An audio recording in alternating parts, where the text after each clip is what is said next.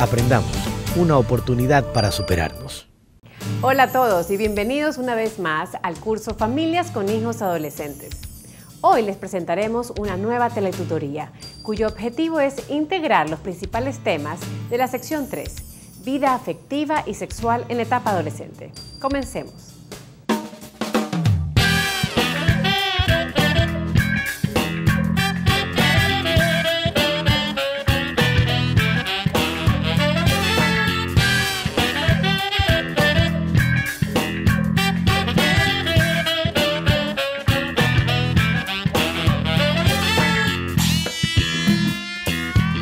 Curso Familias con Hijos Adolescentes. Sección 3. Vida afectiva y sexual en la etapa adolescente. Está con nosotros la doctora Tatiana Ortiz, con mucha experiencia en trabajos junto a familias y adolescentes en el área de la sexualidad. Tatiana ha sido una de las facilitadoras que coordinó los encuentros de esta tercera sección del curso. Doctora, muy buenos días. Mucho gusto. ¿Cómo ha sido para usted la experiencia de coordinar estos talleres para Aprendamos, con el agregado de que estaban las cámaras de televisión filmando todo el proceso? Fue una experiencia interesante.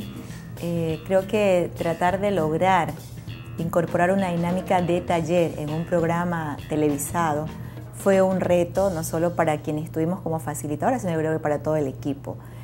Ponerle color, ruido, música y generar una espontaneidad en la participación de los chicos y también de los padres y madres que participaron fue muy bueno y me sentí realmente cómoda. Siempre con algún temor por las cámaras, pero en general bien.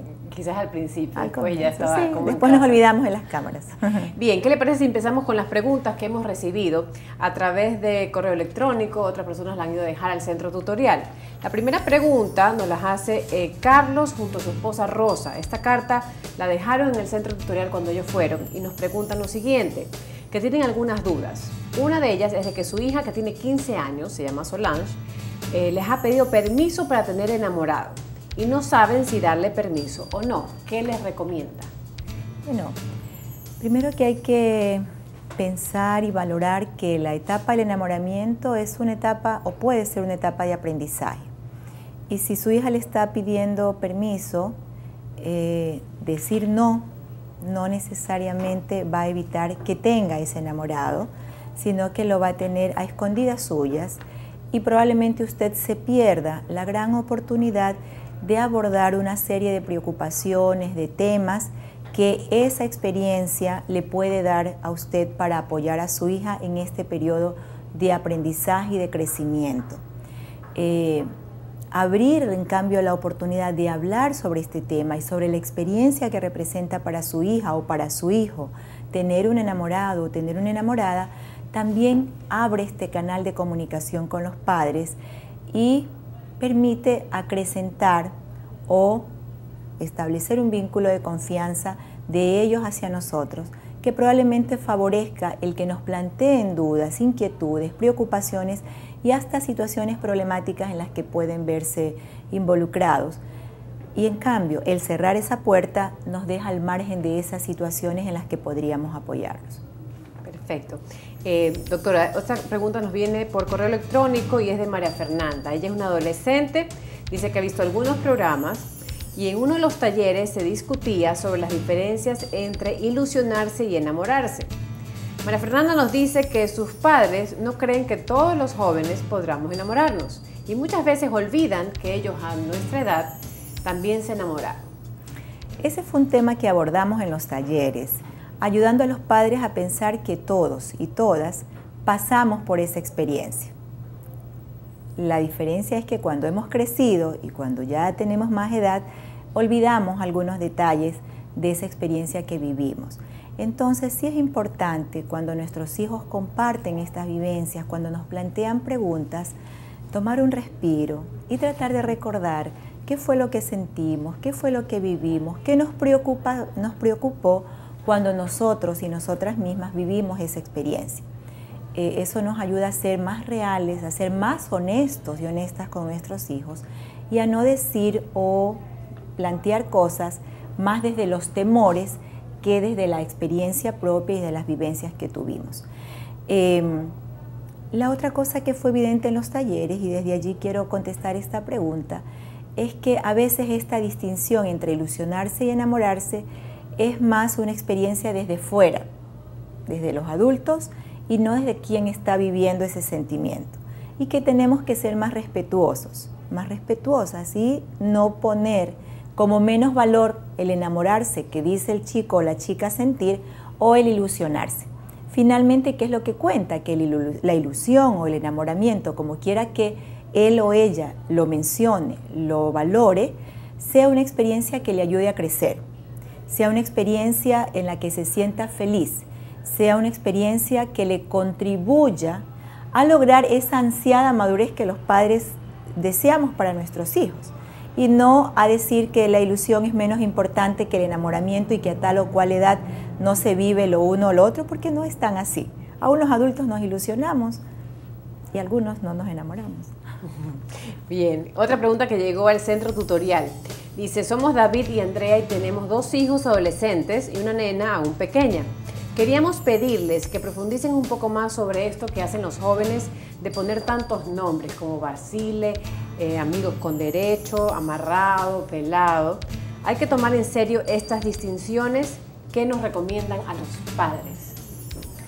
Nuevamente tranquilizarnos.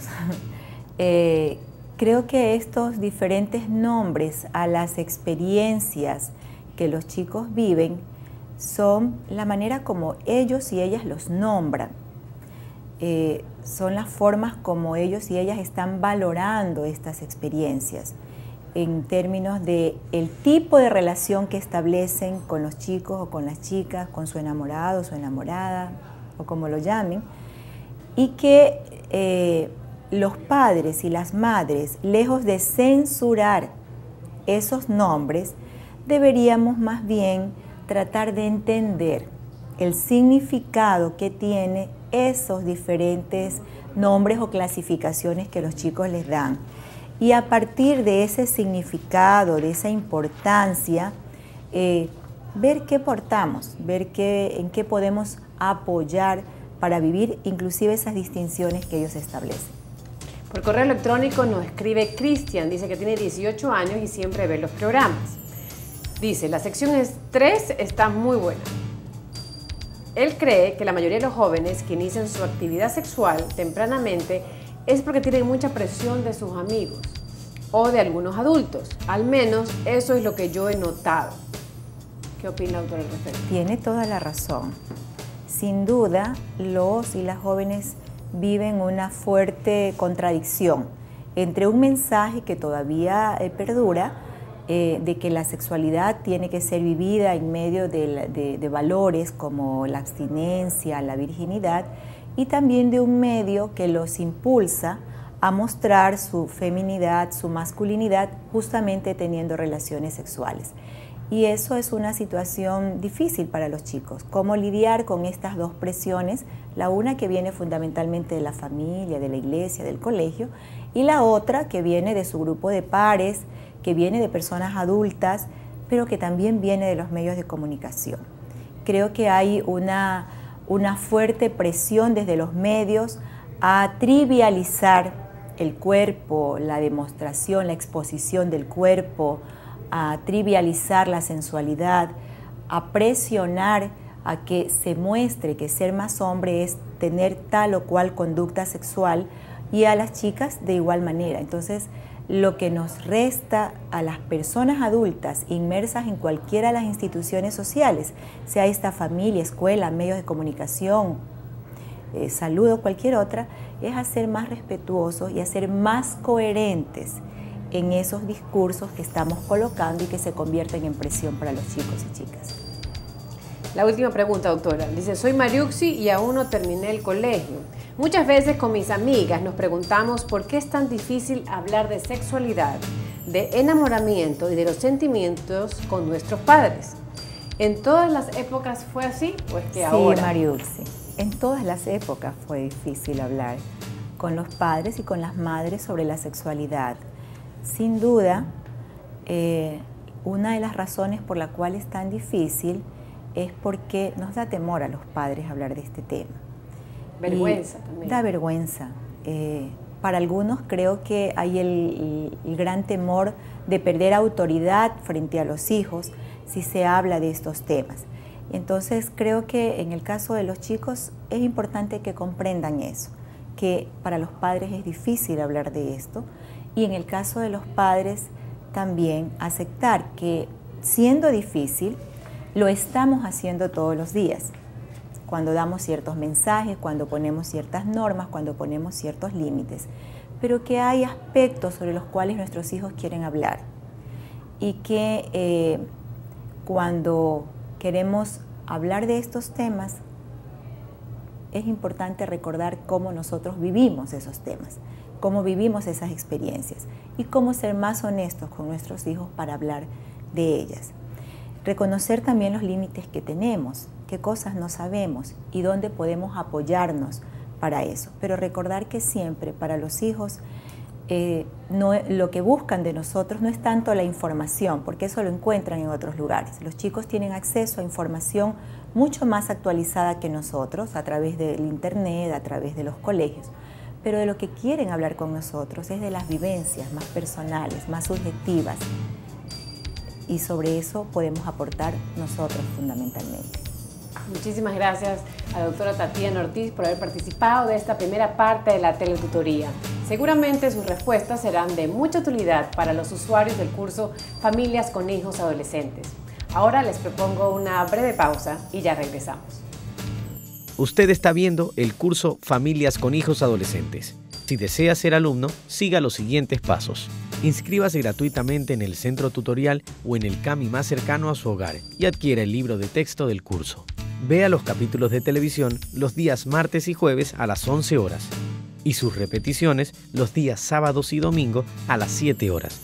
En lo posible, comparta ese momento con su familia. Luego de cada capítulo, realice las actividades que se proponen en el libro. Si tiene dudas sobre los temas, las actividades o la modalidad de estudio, puede acercarse al centro tutorial o contactarse por teléfono o por correo electrónico. Al finalizar el curso, usted podrá realizar un test para medir sus conocimientos adquiridos y acceder al certificado avalado por la Dirección de Acción Social y Educación de la muy ilustre Municipalidad de Guayaquil y la Fundación Ecuador. Aprendamos, una oportunidad para superarnos. Ahora está con nosotros Sonia Rodríguez, psicóloga clínica y coordinadora del trabajo con jóvenes del CEPAM, Centro Ecuatoriano para la Promoción y Acción de la Mujer. Sonia coordinó el último encuentro de esta sección en el que participaron los padres y los hijos. El taller se inició con karaoke y todo. ¿Cómo fue para usted, Sonia, esta experiencia? Fue una experiencia grata. Creo que la música es un recurso maravilloso, personal y de encuentro, y a la vez mirar las diferencias entre los padres y los chicos. Entonces permitía entrar como en un buen ambiente, un ambiente más informal y llevar los programas más espontáneamente. Ajá, el taller, sí. ¿Se sintió a gusto? Sí, yo me sentí cómoda. Fue una nueva experiencia en cuanto a tener las cámaras presentes. Sí, bueno, venimos de una experiencia de hacer cosas como muy activas con los chicos y hemos aprendido también que esa es una estrategia, y las cámaras sí son un elemento adicional, pero pensando también que es de utilidad. Entonces nos lanzamos al reto de todo salió muy bien. ¿Qué tal si empezamos con las preguntas que nos han enviado? Tenemos una vía telefónica que nos la escribió Miriam. Dice así: en el libro del curso se explica que existen muchos ámbitos en los cuales se aprende sobre la sexualidad, entre ellos la familia, la iglesia y los medios de comunicación. Me gustaría si pueden ampliar un poco este tema en las teletutorías. Tengo una hija de 14 años y necesito estar bien informada sobre estos temas.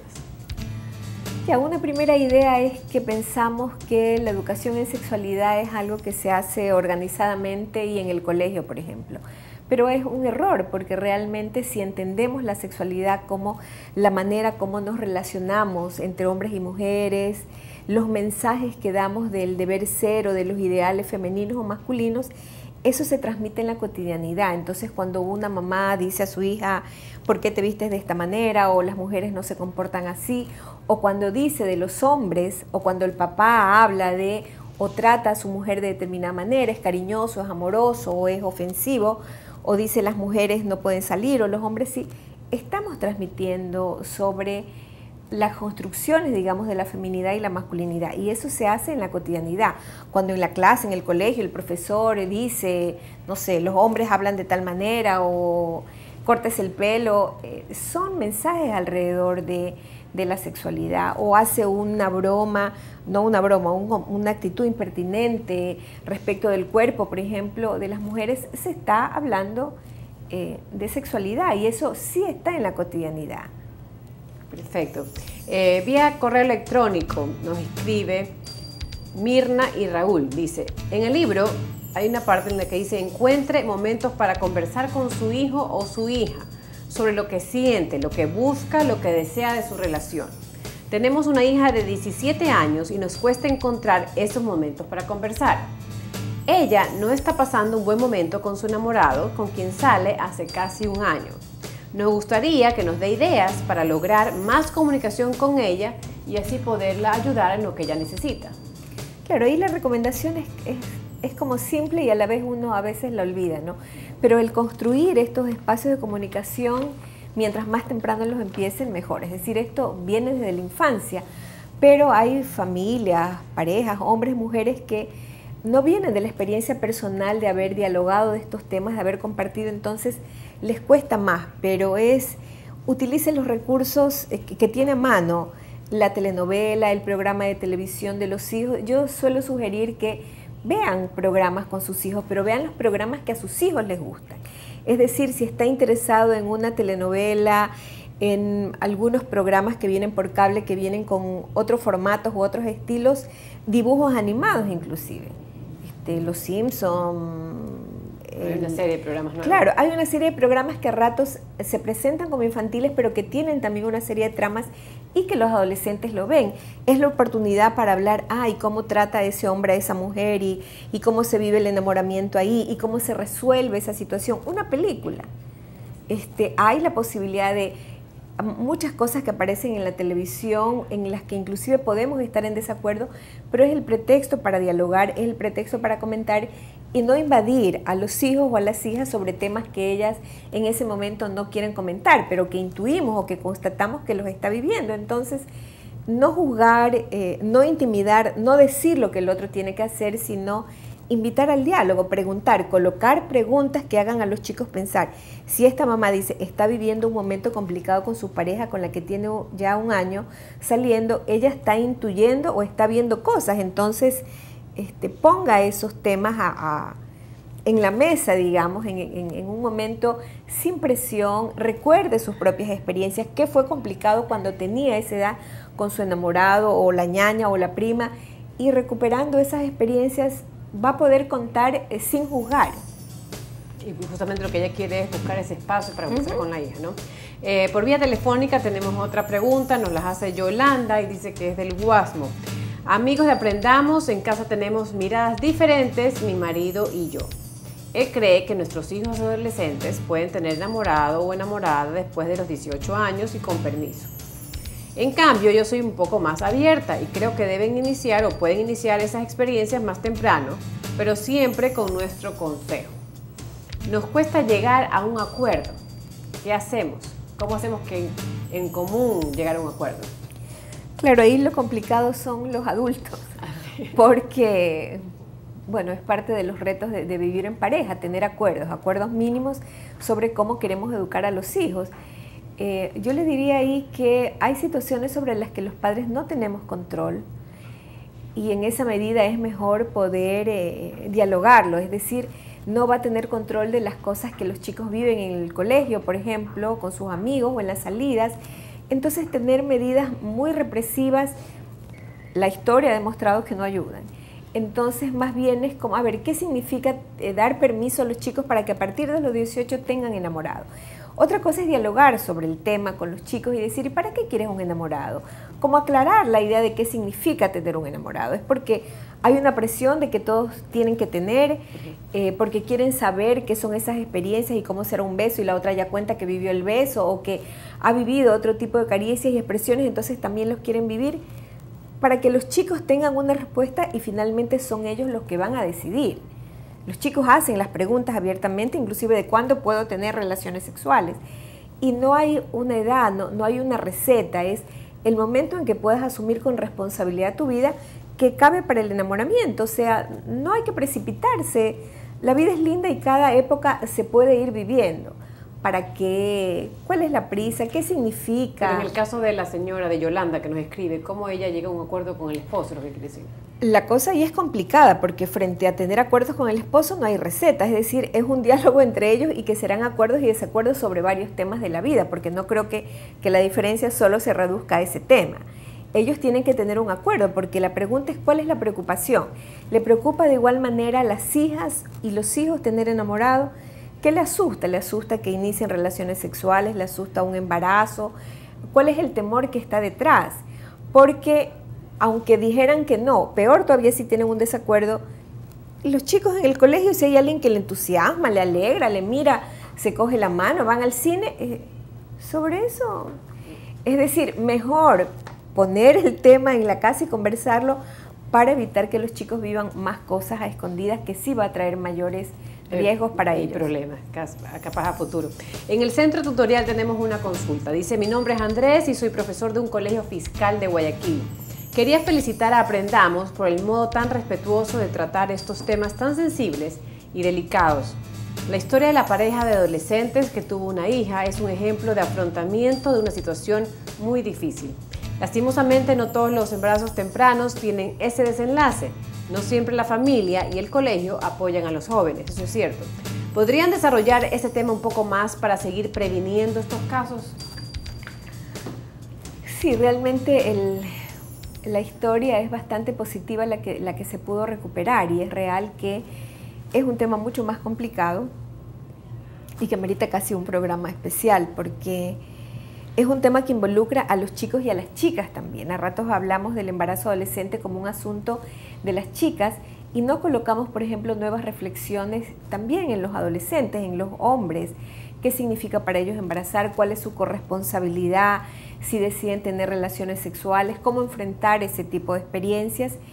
Y también a los padres, cuáles son las condiciones que ellos tienen para apoyar una situación de esto si esta pareja decide que sí quiere llevar adelante un embarazo.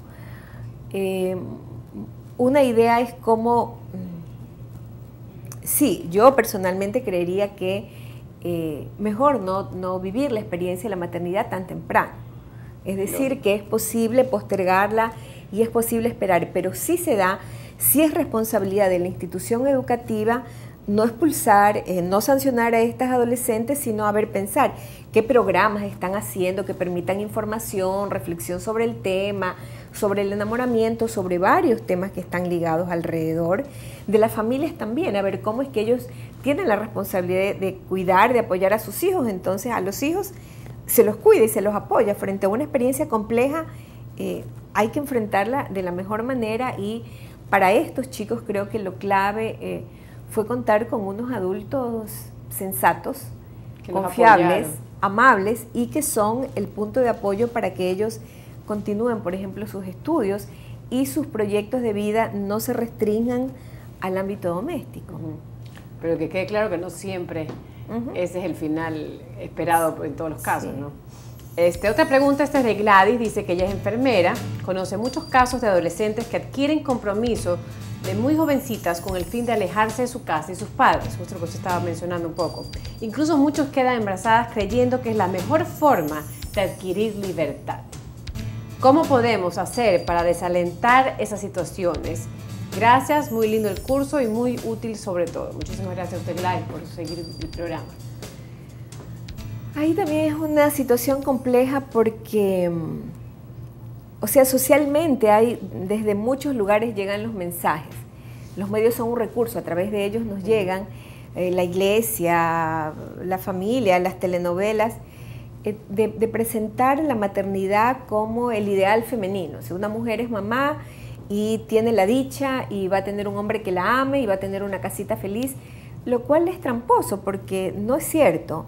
De por sí, o sea, mágicamente todo eso no se da. Entonces, sí, a menor recurso de las adolescentes especialmente, es decir, tener menos posibilidades de construir un proyecto de vida que salga del ámbito doméstico porque tiene menos oportunidades de estudio o porque en su entorno no se ve la posibilidad del desarrollo profesional, hace pensar que ser mamá te va a dar otro lugar, es decir, se reconoce o se respeta a las mujeres cuando son mamás y vas a tener quien te quiera y la casita. Y también es una reflexión para las familias de cómo están viviendo, cuál es el entorno que ofrecen a sus hijos para que los chicos estén desesperados por salir, las chicas especialmente. O sea, qué es lo que las anima a querer escapar de ese entorno familiar, pero lo que no alcanzan a percibir es que van a reproducir la historia y algunas en condiciones más difíciles todavía, porque salir precipitado, sin un embarazo, sin estudios, sin recursos, sin haber consolidado una relación de pareja, las pone más vulnerables. Las pone más vulnerables a vivir violencia de pareja, a embarazarse nuevamente rápidamente sin tener los medios de protección, a perder el entorno de las amigas, de la distracción, de conocer más experiencias.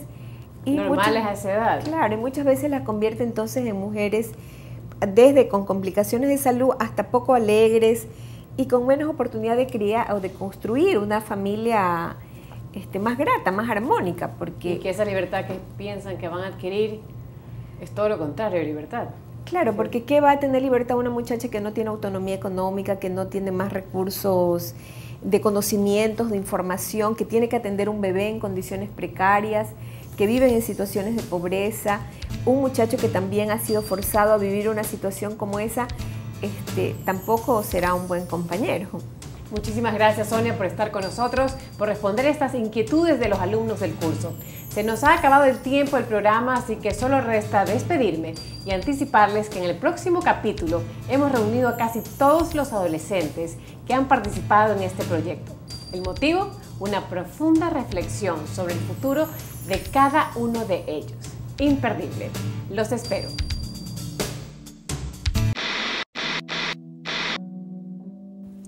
Mi nombre es Marta la Mariposa y lo que yo quiero lograr con este encuentro es facilitar el camino que se les abre a ustedes en este momento, facilitarles un espacio en donde puedan aclarar ideas, aclarar inquietudes, darles un poco de instrumentos, de herramientas para que tomen mejores decisiones en este momento en que salen de la secundaria y se supone que van a estudiar en la universidad o que quieren hacer alguna otra cosa, ¿verdad? Ese es mi objetivo. ¿Usted? Yo soy Sebastián la Serpiente. De este taller no espero nada. Mi objetivo es hacer de mi vida útil para la comunidad, pero al mismo tiempo quisiera poder hacer las cosas a mi manera, en contra de los esquemas que rigen la sociedad. Muy bien. Gracias, Sebastián la Serpiente. ¿Usted? Ya. Mi nombre es Marilyn, la Mariquita.